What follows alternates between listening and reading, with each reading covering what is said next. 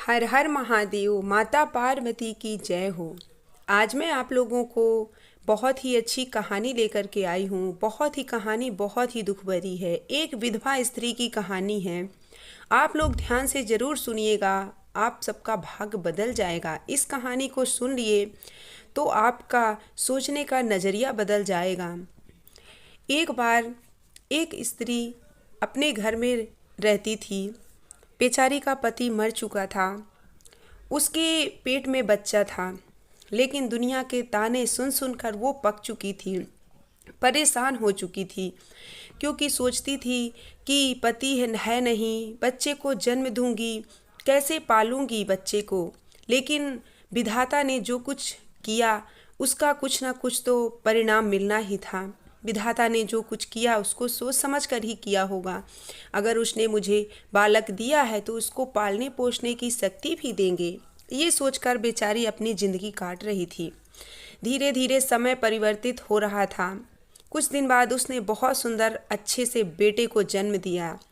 उसने अपने बेटे का नाम भाग्य रखा, क्योंकि उसका भाग्य बिल्कुल अलग था। उसका भाग्य उसके खिलाफ था। ना तो उसका किस्मत अच्छी थी और ना ही कुछ भी, क्योंकि एक पति के बिना एक नारी का जीवन बिल्कुल अधूरा होता है। उसके पास कुछ भी नहीं होता है।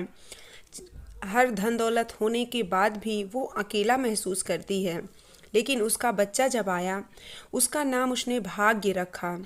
भाग्य बच्चे का नाम था, फिर भी उसके घर में भाग्य नहीं बदला। उसके घर का वो हमेशा बड़े घराने में जाती, काम काज करती, अपने बच्चे का पेट पालती थी।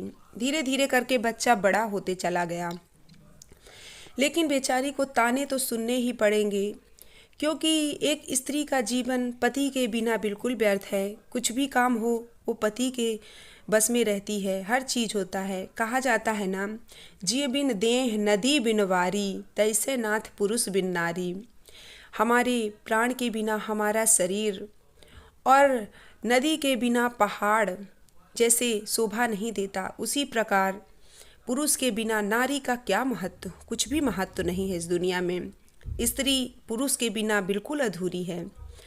धीरे धीरे करके जब बेटा बड़ा हुआ, उसने अपनी माँ से कहा कि माँ, हम गरीब क्यों हैं, हमारे पास पैसे क्यों नहीं हैं और मेरे पिता क्यों नहीं हैं।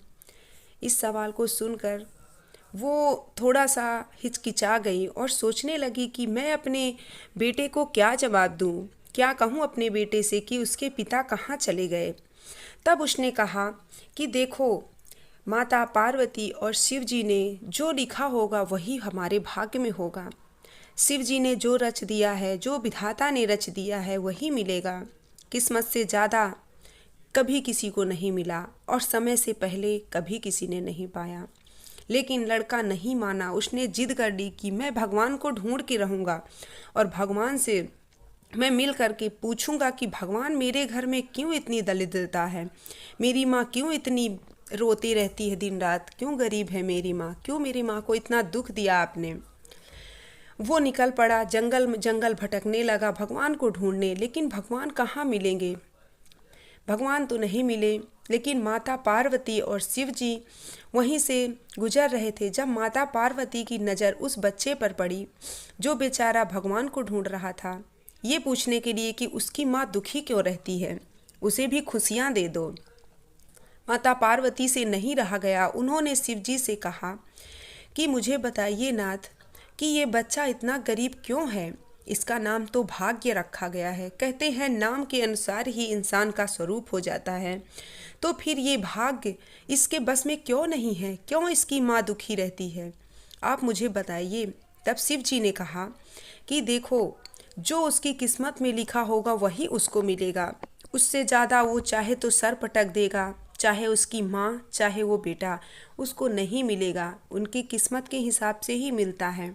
माता पार्वती जिद पर अड़ गई और कहने लगी कि अगर किस्मत पे ही लिखा है तो क्यों लोग भगवान को सुमिरते हैं, क्यों भगवान को मानते हैं, अपनी किस्मत को मानकर ही घर में बैठे ना।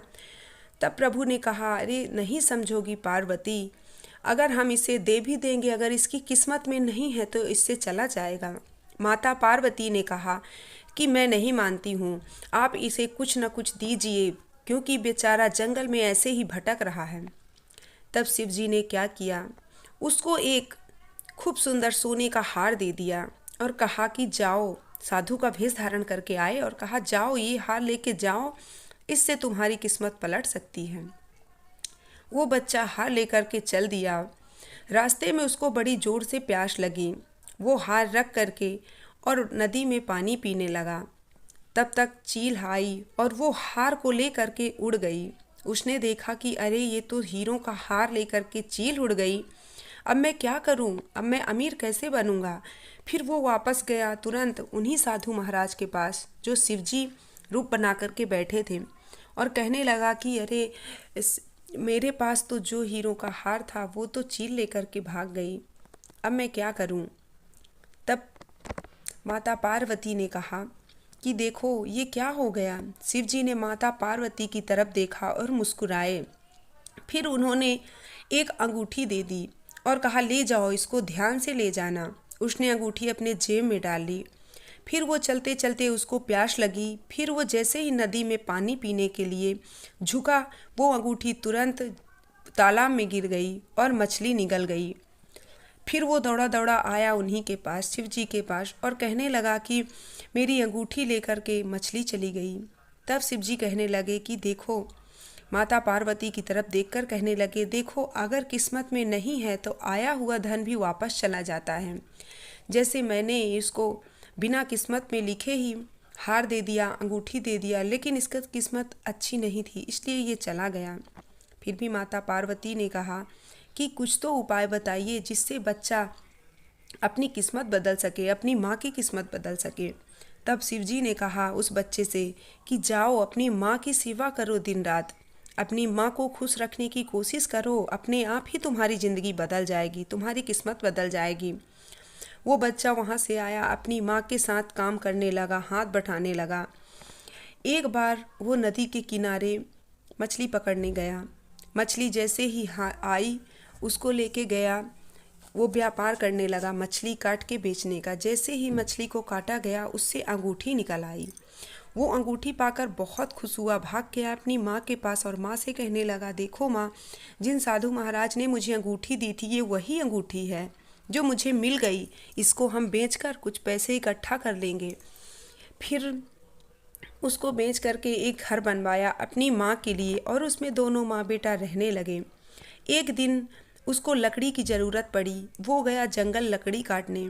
जैसे ही एक सूखे पेड़ में चढ़ा लकड़ी काटने के लिए, वो देखता है कि वही हार जो चील लेकर भाग गई थी, वही हार उस लकड़ी में टंगा हुआ है।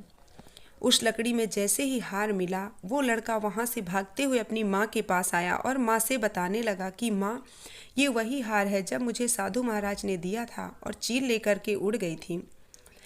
तब जाकर के माता पार्वती को भी एहसास हुआ। उन्होंने शिव जी से कहा कि हे नाथ, अब मैं समझ चुकी हूँ कि आपने जो कहा था कि जब किस्मत साथ देगी तभी उसे सब कुछ मिल जाएगा अपने आप। किस्मत से ज़्यादा और समय से पहले कभी किसी को कोई चीज़ नहीं मिलती है। उसी प्रकार इनको भी समय से पहले कुछ चीज़ नहीं मिलने वाली थी, अब उनका समय आ चुका है कि उनकी ज़िंदगी भी सबकी तरह अच्छी हो जाएगी। तब वो बेटा अपनी माँ के पास ले गया और उसको बेच करके उन बिल्कुल बड़ा सा घर बनवा लिया उन्होंने, नौकर चाकर लग गए और बड़े सुखपूर्वक दोनों आनंद से रहने लगे। इस कहानी से हमें ये सीख मिलती है कि हमें दूसरों का धन देखकर कभी घबराना नहीं चाहिए कि हमारे पास भी ये हो जाए, हमारे पास क्यों नहीं है, ऐसा कभी नहीं सोचना चाहिए। और धन के लालच में आकर कभी भी बुरा काम भी नहीं करना चाहिए कि पता चले कि चोरी चमारी करने लगो, क्योंकि किया हुआ धन भी चला जाएगा अगर आपकी किस्मत में नहीं है तो। ये थी मेरी आज की कहानी। उम्मीद करती हूँ ये कहानी पसंद आई होगी। पसंद आई हो तो वीडियो को लाइक कर दीजिए, चैनल को सब्सक्राइब कर लीजिए। हर हर महादेव, माता पार्वती की जय हो। कहानी अगर ज़रा भी अच्छी लगी हो तो कमेंट में हर हर महादेव ज़रूर लिखिएगा।